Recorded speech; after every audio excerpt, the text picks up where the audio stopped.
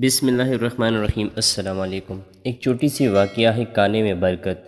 سیدنا علی رضی اللہ تعالیٰ عنہ فرماتے ہیں کہ ایک رات ہم فقہ سے تھے، صبح ہوئی تو میں کانے کی تلاش میں نکلا، راستے میں ایک درہم پڑا ملا، میں نے اٹھا لیا اور اس سے آٹا اور گوشت خرید کر سیدہ فاطمہ کو لا کر دیا۔ سیدہ نے آٹا گوندا اور روٹی پکائی، اور جب کھانا بن گیا تو کہا، میں حضور صلی اللہ علیہ وآلہ وسلم کی دعوت کرنا چاہتی ہوں۔ سیدنا علی رضی اللہ تعالیٰ عنہ نے حضور صلی اللہ علیہ وآلہ وسلم کو دعوت دی۔ اس وقت آپ صلی اللہ علیہ وآلہ وسلم پہلو کے بیل آرام فرما رہے تھے۔ یہ دعا زبان پر جاری تھی، میں بھوک سے اللہ کی پناہ مانگتا ہوں۔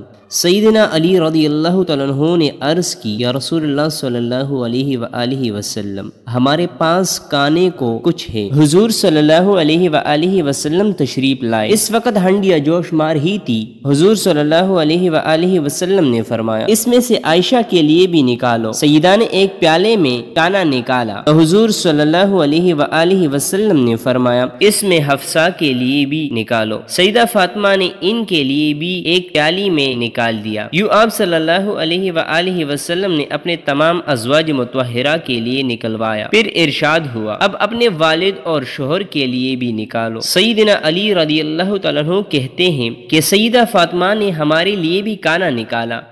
حضور صلی اللہ علیہ وآلہ وسلم نے فرمایا، اب نکالتے جاؤ اور کھاتے جاؤ۔